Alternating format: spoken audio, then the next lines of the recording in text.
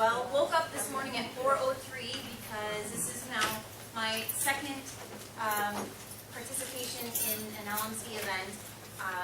Last time we had about 50, this time we have an almost overflowing crowd, and it just keeps getting better every time we do something new. So thank you again all for joining us this morning. My name is Jill Gregory. I'm the new Executive Director for Sage Admissions. We're right down the hall. We're the ones that, well, I guess in part are the reason why the LMC has grown to what it is. The LMC is comprised of our MBA and Masters of Organizational Leadership graduates. We're very proud of them. It's just such an incredible group, really enthusiastic and really looking to give back to our community. And thus, the LMC events of this year were born. Today is the fourth installment of the 2013 series. On your tables, you have small cards that talk about the 2014 series. There will be at least 4 events then that's sponsored by the LMC that we'd love to have you join us at. The dates aren't quite set yet, but if you get on our mailing list, we'll make sure that you get notification when those are ready. Looks like we have some seats in the front if people are looking for chairs. Also on your table, talking about events, we have a number of events coming up, both here and at the Buffalo campus. On the 14th, we have an entrepreneurial panel discussion set up with Rocky Termini, who is one of our Medai Board of Trustees, and also very involved with Medai and Sage. We'd love to have you join us there. I have to say, though, seating is limited and tickets are running out, so if you're interested, go ahead and register very quickly, because the seats may not last. It's kind of like one of these, like, oh, we're running out of seats. And then also, for anyone who is thinking about a degree, or if you know someone is thinking about a degree, we're having what we're calling Discovery Day on the 19th, which is Tuesday coming up, later this month. And it gives people an opportunity to think about the future. Will a higher degree help them achieve their goals and get where they want to be professionally? And Sage can help with that. Speaking of one other thing, ways to help, the Sage program has what we call our corporate partnerships. What that is the ability for Medai and organizations to come together to offer a benefit to their employees. It's, in essence, a tuition discount program. So if you are an HR manager or a training manager with your organization, or if you are considering a degree, there's information on your tables that you can bring back to your organization with business cards, with contact information, so you can get more information about how you or your organization can offer, well, some money saving on a higher degree through Medai. All right. So, our main event, I am very pleased and honored to introduce Don Needham this morning. And I do have a little bit of a cheat sheet because Don has a very impressive background, in addition to being a graduate of our Organizational Leadership Master's Program. Don is the Human Resource Manager for Moog Aircraft Group in East Aurora, family-built and growing organization. Has been with Moog for 30 years and has been involved with a number of leadership roles at Moog. Everything from quality, configuration, operations management, hence this discussion today. He has a bachelor's degree, but then, again, as we're most proud, an organizational leadership master's degree from Medai. He's a Western New York native, married, 2 kids, and also a very active, thank you very much, member of our Leadership Management Council here at Medai. Again, thank you all very much for coming. I hope you enjoyed the presentation, and I hope to hear from you again. Thanks.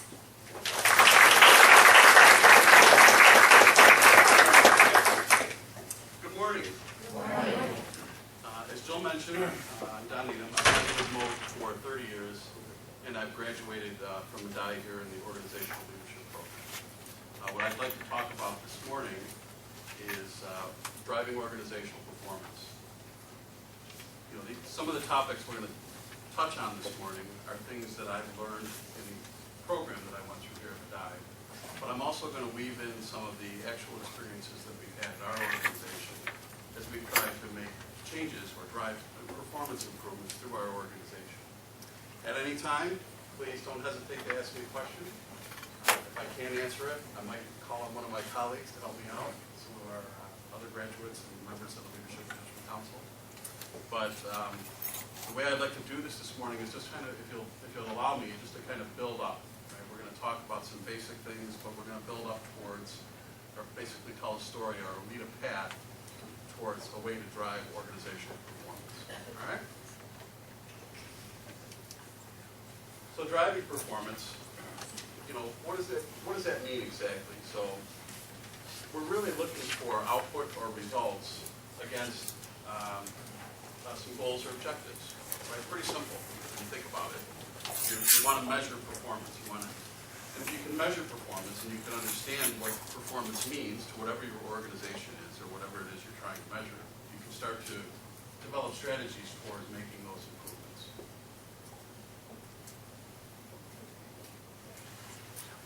But it's the reoccurring activities, right? It's all of the things that we monitor. It's all of the things that we try and pay attention to in an organization that lead us towards the improvements that we're looking for, or lead us towards the growth that we're looking for. So I would offer that any organization that exists wants to exist such that it can grow and it can continue to grow, and it can nurture and it can become something bigger than what it was.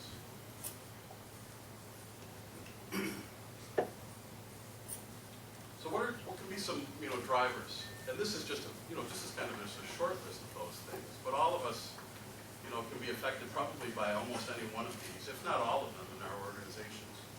Right? There's the globalization of markets. The world continues to become much smaller. I always joke with some of the people I work with, when 20 years ago or 25 years ago, if you had to make a business trip out to Los Angeles, it was a really huge deal, right?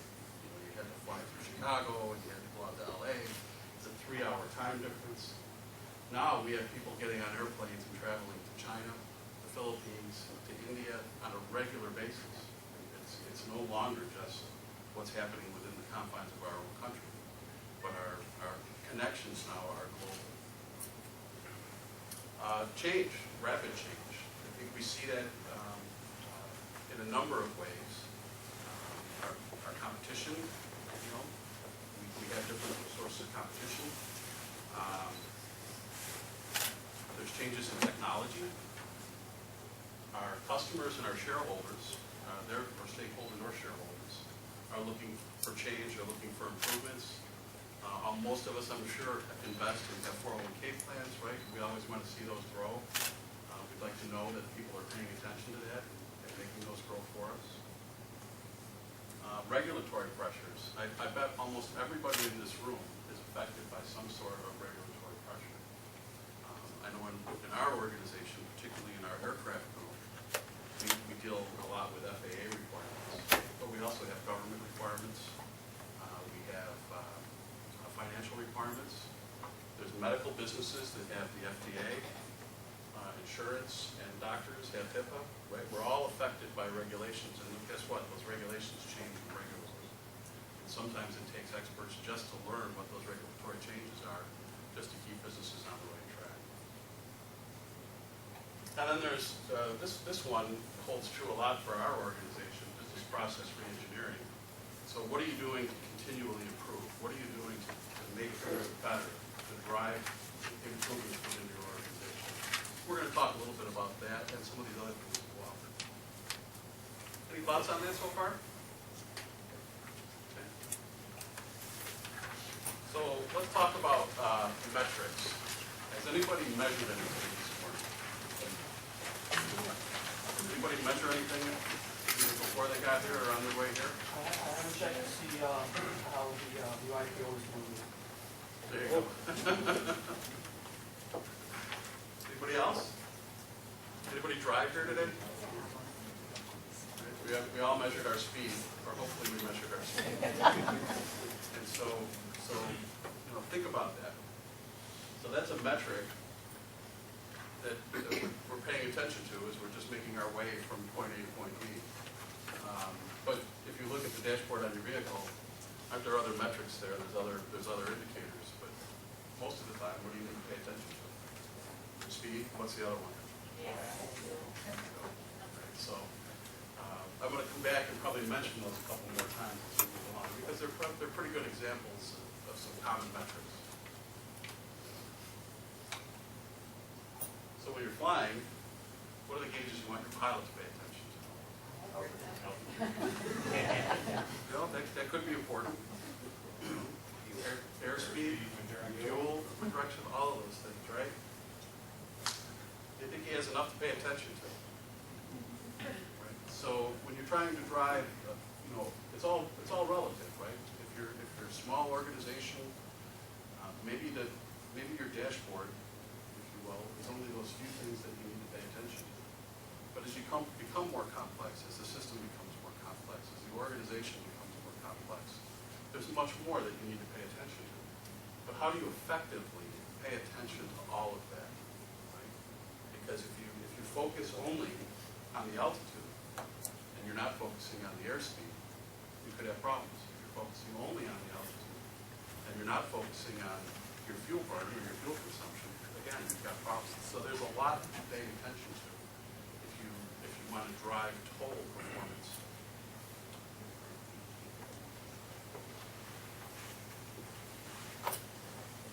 So the theory is what gets measured is what gets done. And, you know, measurements are a useful way of trying to determine, you know, are you doing the right things? And then more importantly, are you doing things right?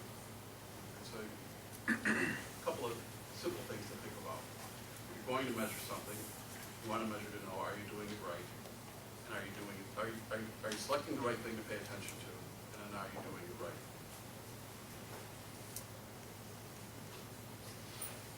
And this is where we start to build in the concept of alignment. So you want to make sure that what you're measuring is aligned, and that it's aligned with what your organization's goals are, right? So again, back in the cockpit, our goal is to get from point A to point B, and we've selected all the measures that are going to help us to get there, and we're going to pay attention to those. But what I would venture, or what I would offer, and we're going to talk about this a few times this morning as we go through this, is in an organization, is it clear from the boardroom to the break room?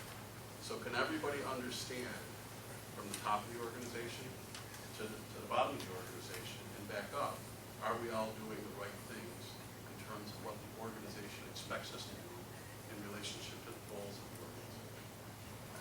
And that's, you know, successful organizations have figured out a way to take that. They figured out a way to make sure that they have that alignment. And I'd like to talk a little bit about maybe a couple of tools or techniques for doing that. So why would we measure in the first place? I think we started to talk about that a little bit already. But, you know, are we meeting the customer's requirements? Can we better understand our internal processes, which ultimately can help us with our customer requirements? Are we making decisions based on data, the right data, on facts? Right? So we certainly don't want to make a lot of decisions based on opinion in a business environment. We want to make those decisions based on some sound information, some sound data.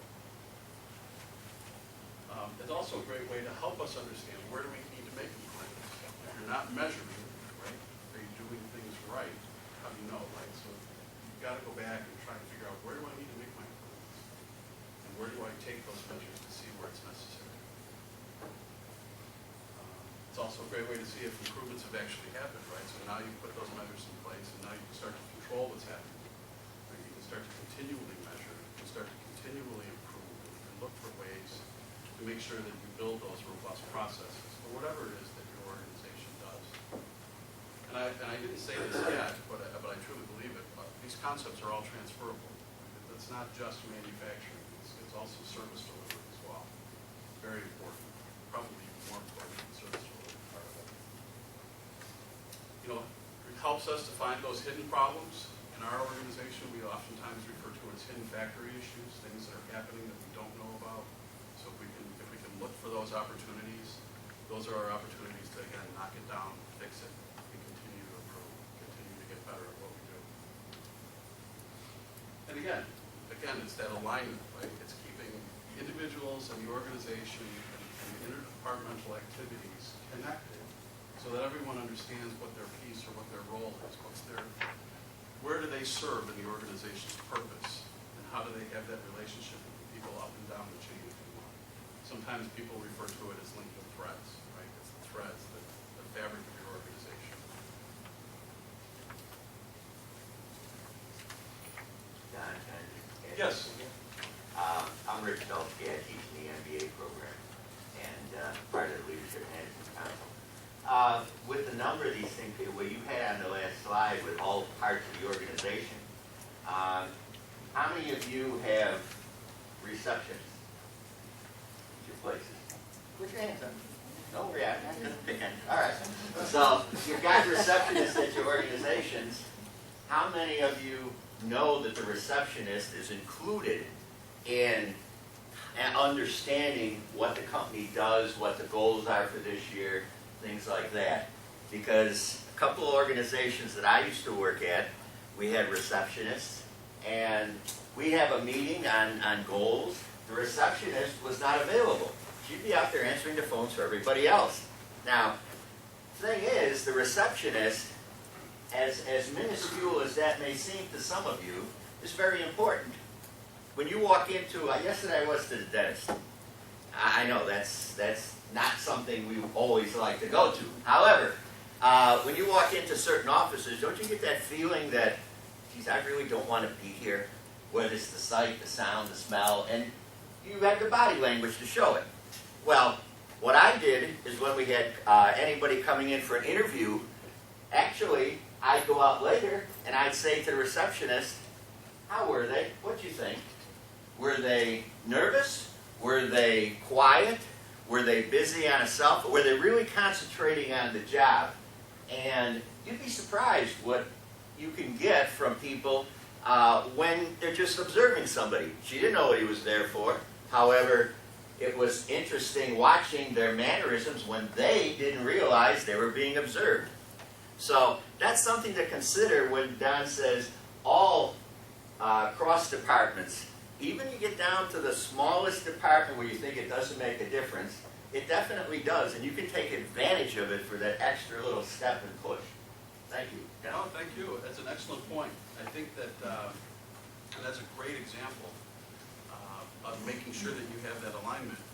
And I smiled as Rich was telling that story because in our organization, we often refer to the receptionist as the vice president of first impressions. Right? Because that is the person, when they walk in the door, that they meet for the first time. And the more that person understands and knows about the company, the better the company looks to the person that's coming to visit you, whether it's a person being interviewed as a candidate or whether it's a very important customer. So I think that's an excellent example of where it is important. And if you can have that alignment, how powerful that is for your organization.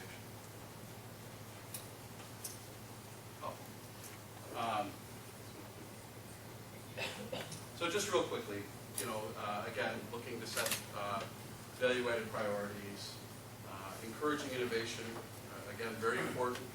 And I'd like to talk a little bit about that when we get a little further. But if you could think about innovation just here for a second, one of the things that helps organizations grow is the concept of innovation, right? So if you're not innovating, if you're not finding new ways or new products or better services, you're not really growing your organization. So I want you to think about that because we're going to come back to that a little bit as we move further. Reinforcing accountability, I think that the receptionist example is a great example of that. Strengthens our strategic planning and goal setting processes. And communication.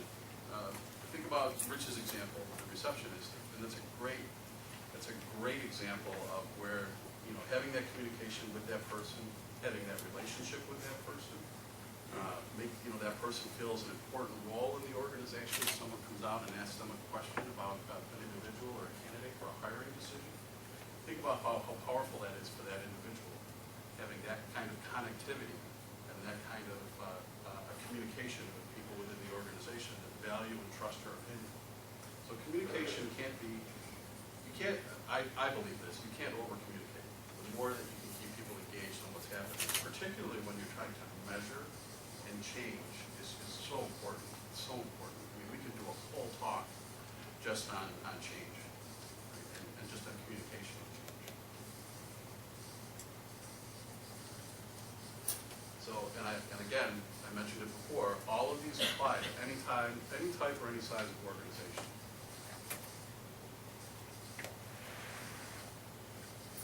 So just some thoughts on best practices.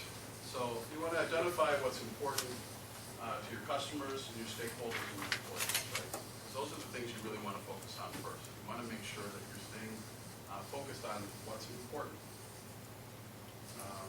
The second is the common explanation at all levels of the organization. So we talked about communication.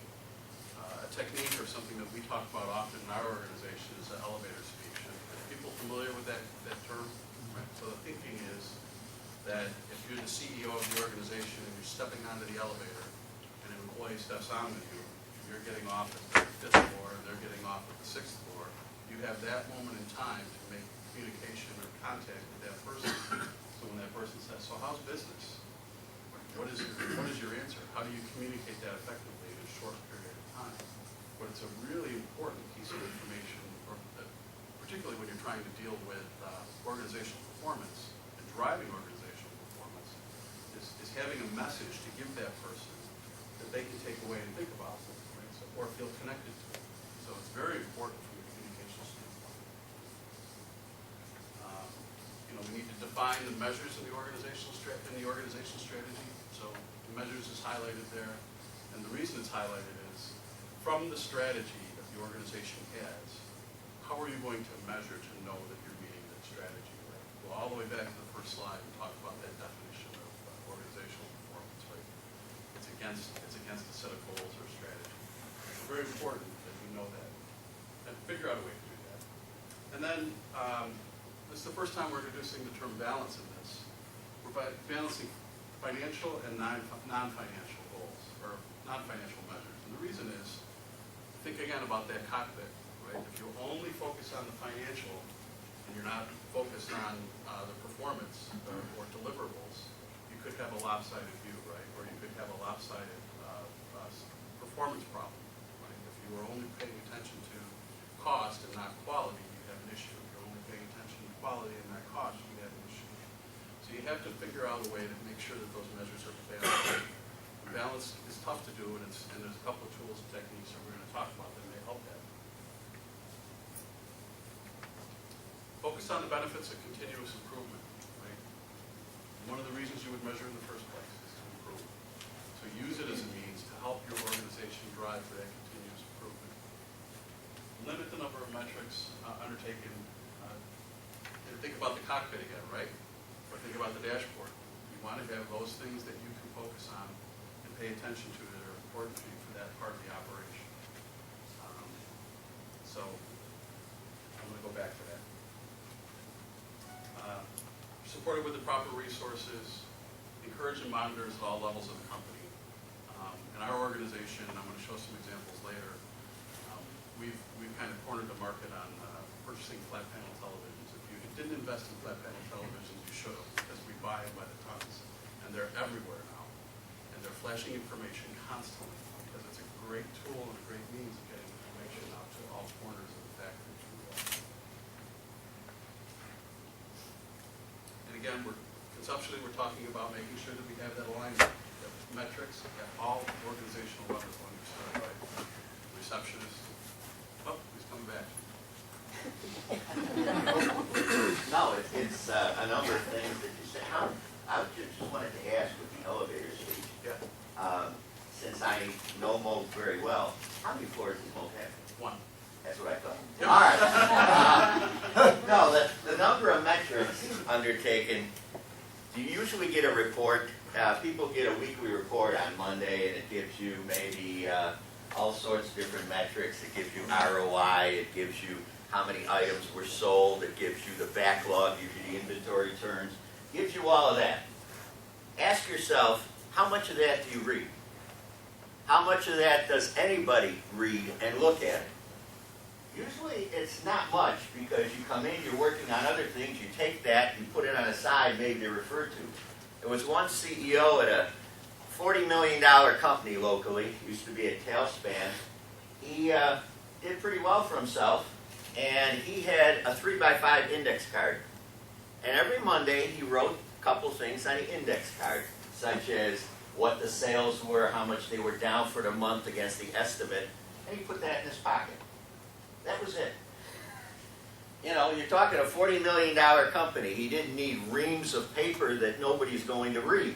The other thing with the metrics is, are you measuring things that really correspond directly or influence the areas that you want? You know, you can measure all sorts of things. Are they meaningful and direct response to the areas you want to improve? Okay, are they directly? Are they indirectly? Are there other things that can be causing the change? Or the variances that you're looking at? Those are all things to think about. Remember that just the fact that it's correlation does not mean it's causation, the old saying. It could be happening too, just as a byproduct. Okay, so when you're looking at the number of metrics, those are some things with Don's basis here that you can think of in addition that sort of goes, I guess, unstated, but it's hidden inside there. Something to think about when next time you get that 16-page report on Monday, or they go from 12-point type on font to 8-point type. That tells you something, because it's still only one page, but difficult to read. Okay, thanks. That's an excellent point, and it gets back to, I'm sorry. Just a quick point on, brought up ROI, and I think that's a key factor for me in the reflect check that I have to do is, where is the day when we turn on investment to every participant in the metric? Right. I'm not at all levels of the organization, I understand that, but the receptionists that are generally preparing these documents for us, these metrics, is the frequency right that we're asking for them? What's the real-time need for that? And how do they feel it's going to benefit them and as an outcome? Sometimes it doesn't. Right. And sometimes it's the fact that I'm appreciative of the fact that you're preparing that for me, because this is what I plan to do with it. Just that feedback is a part of it. And you know, that's an excellent point, because if you're going to have an organization that's going to learn, right, it's going to become a learning organization. Anytime that someone makes that effort to make those types of metrics, and those are teachable moments, right? If you can help somebody understand how what they've done for you or what they've done for the organization relates to the organization, if it's an ROI, that's even better. That can be very powerful as well, because it reinforces that behavior. And at the very end of this, we're going to talk about changing behaviors, but it reinforces that behavior. That was a good thing to do, so I'm going to try and do it better again, or even more of it next time to drive that improvement and to get that feedback. But it's a very good point. I think, and then the last point on that, it kind of relates to that and also relates to what Rich said, is trying to unify the information around a team approach, right? So the more you can get people working on these things together and understanding it together, now they have a support group, they have a peer network, they have people that they can relate to. Did you hear what he said? Does that relate? I kind of understood it this way. Is that how you see it? And so you start to create that kind of discussion within your organization. That's much better discussion than gossip and rumor mongering, right? So if you can give facts to people and keep them engaged in the business, it helps to drive that performance as well. Good stuff.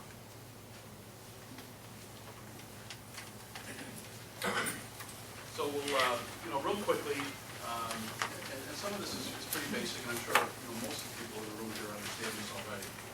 But you need to be aligned with your metrics about your measures. Well, what's the goal? Understandable, keep it simple. So we talk often in our organization about the 15-second rule. Rich talked about the 3x5 card with a couple of pieces of information, but the message needs to be simple and the measures need to be simple. And I talked about these flat panel monitors that are all over the place, and they cycle at about 20 seconds and have different messages all the time. But the idea is, if it scrolls in 20 seconds, anybody that's looking at that can look at it, process it, and understand it in less than 20 seconds, right? So about 15 seconds is about all the time. You really don't want all your employees standing in front of the monitors, trying to figure out what that, what the information is telling you, right? So, and I'll give you a real simple example.